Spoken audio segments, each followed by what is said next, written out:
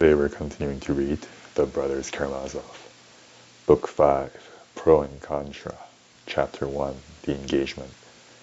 Madame Holikov was again the first to meet Alyosha. She was flustered. Something important had happened. Katerina Ivanovna's hysterics had ended in a fainting fit, and then a terrible, awful weakness had followed. She lay with her eyes turned up and was delirious. Now she was in a fever. They had sent for Herzenstube. They had sent for the aunts. The aunts were already here, but Herzenstube had not yet come. They were all sitting in her room, waiting. She was unconscious now, and what if it turned to brain fever? Madame Holikov looked gravely alarmed. "This is serious, serious," she added at every word, as though nothing that had happened to her before had been serious. Alyosha listened with distress, and was beginning to describe his adventures, but she interrupted him at the first words. She had not time to listen. She begged him to sit with Lise, and wait for her there. "Lise," she whispered almost in his ear, "Lise has greatly surprised me just now, dear Alexey Fyodorovitch. She touched me, too, and so my heart forgives her everything. Only fancy, as soon as you had gone, she began to be truly remorseful for having laughed at you today and yesterday, though she was not laughing at you, but only joking. But she was seriously sorry for it, almost ready to cry, so that I was quite surprised. She has never been really sorry for laughing at me, but has only made a joke of it. And you know she is laughing at me every minute. But this time she was in earnest.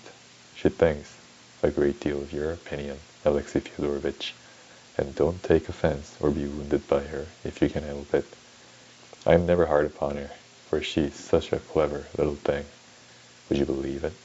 She said just now that you were a friend of her childhood, the greatest friend of her childhood. Just think of that, greatest friend. And what about me? She has very strong feelings and memories, and what's more, she uses these phrases, most unexpected words, which come out all of a sudden when you least expect them. She spoke lately about a pine tree, for instance. There used to be a pine tree standing in her garden in her early childhood.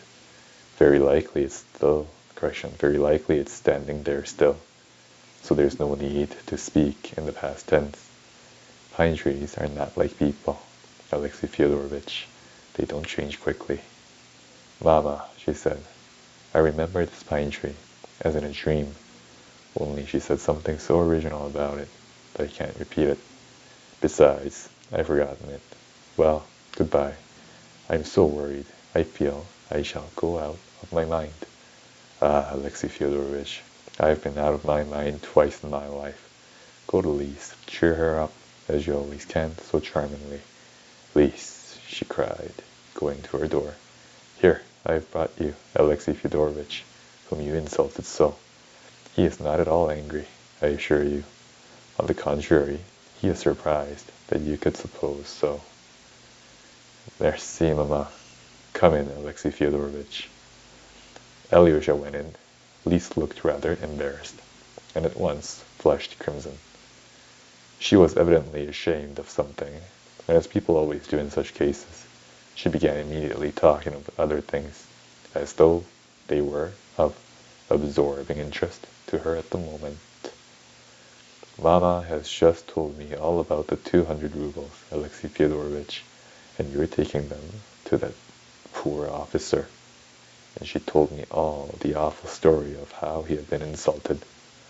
And you know, although Mamma muddles things, she always rushes from one thing to another. I cried when I heard. Well, did you give him the money? And how is that poor man getting on?"